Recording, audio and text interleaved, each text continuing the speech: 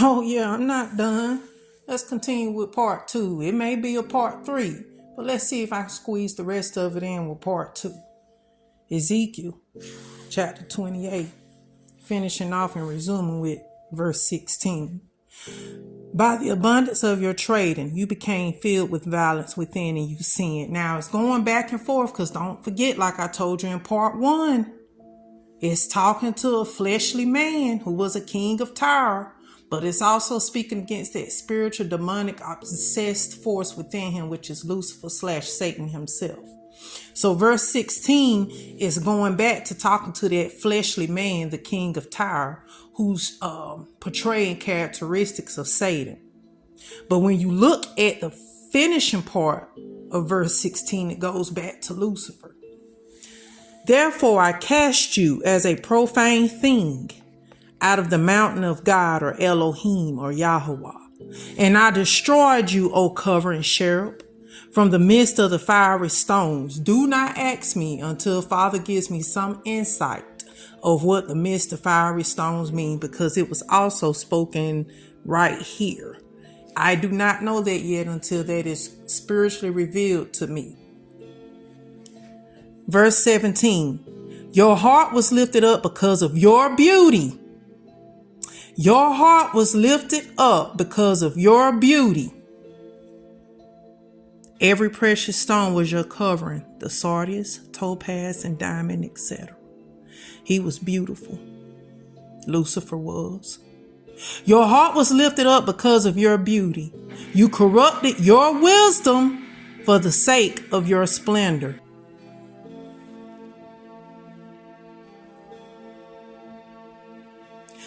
Lifted up, pride.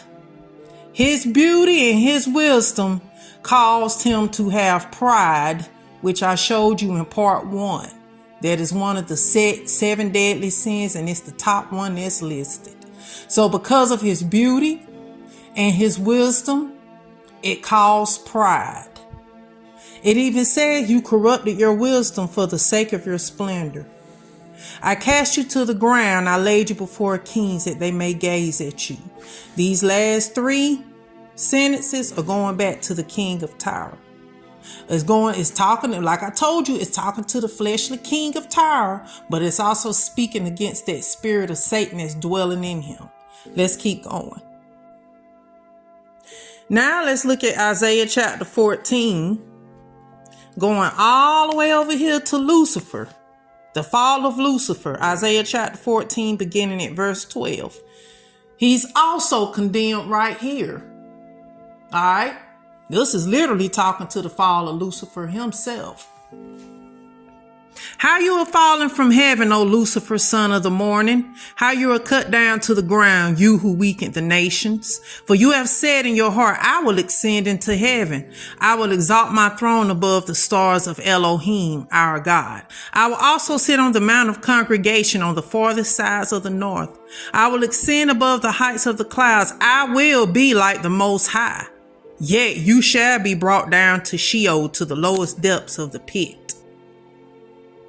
So here it is. You got Lucifer himself talking in a prideful way.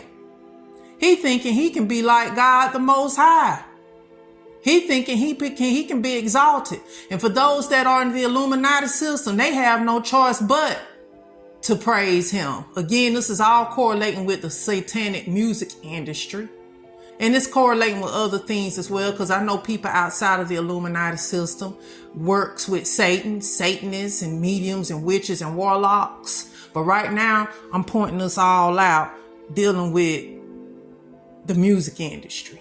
And I'm also showing you the pride that was spoken of from Lucifer and how come he failed the way that he failed. But look at this. Look at this. Look at this verse right here in 16.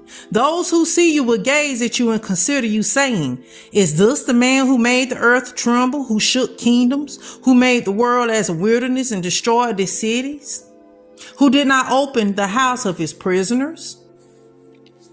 Do you not know, futuristically and prophetically, that what we just looked at right here is talking about once human beings themselves See the exposing of Satan himself, Antichrist, which will be in human form and possessed by Satan like the king of Tyre. Do you not realize that after a while people are going to look at him and realize, is this the thing or the man or the person or the individual or the entity that really did this to human beings and society and the world?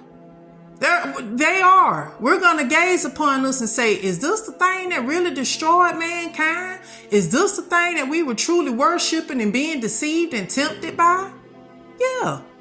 Futuristically and prophetically, this is going to happen when Satan and his worldly kingdom and Antichrist is exposed. People are going to be gazing at him and looking like, wow, are you kidding me? Is this the thing that we allowed to deceive us and manipulate us? So yeah, that's right. Lucifer, Satan, who once was the most anointed, holy, knowledgeable, beautiful, covered in all kinds of stones, bedazzled out with his fame, his fortune, his musical knowledge, the workmanship of his timbrels and pipes, the one who had all this wisdom and understanding, got more wisdom than Daniel himself, and ain't no secret hidden from him. It's the same entity that's over this music industry, over media, over anything in this worldly wicked system. But his top rated is the music industry. Hollywood is the number one, sitting in California. Ooh-wee. Woe unto those who keep falling in and worshiping these celebs and their music and their trends. Because what you don't realize, people, is that these same people that you're worshiping and going to celebrate is the same ones that's putting witchcraft over you, rituals over you, satanic, demonic forces over you, paralyzing you, hypnotizing you, and all it's doing is mind programming you. Satanically, it's mind programming you. Ritualistically, it's mind programming you. Wake up, because again, it took Yahshua to show me this. When I was studying on the Illuminati, go to my YouTube about the Illuminati series. When I was studying this, he showed me this.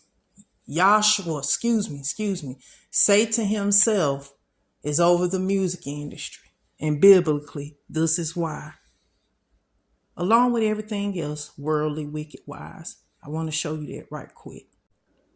Right quick, let's go. Matthew chapter 4. This is when Yahshua, Jesus, was on his 40-day and 40-night fast. This is the part I want to show you right here. The third temptation. Again, the devil took him up on an exceedingly high mountain and showed him all the kingdoms of the world and their glory. And he said to him, all these things I will give you if you will fall down and worship me. Give you what? All the kingdoms of the world and their glory. All what kingdoms? This earthly, wicked, worldly system is what Satan dominates. He's so bold that he even told Yahshua when he was in the flesh, fasting for 40 days and 40 nights, that if you bow down and worship me, I would give you all of this. I would give you all of this. No different than he has done with those who have sold their souls into the Illuminati system. Hashtag, the Illuminati is real. Stay focused.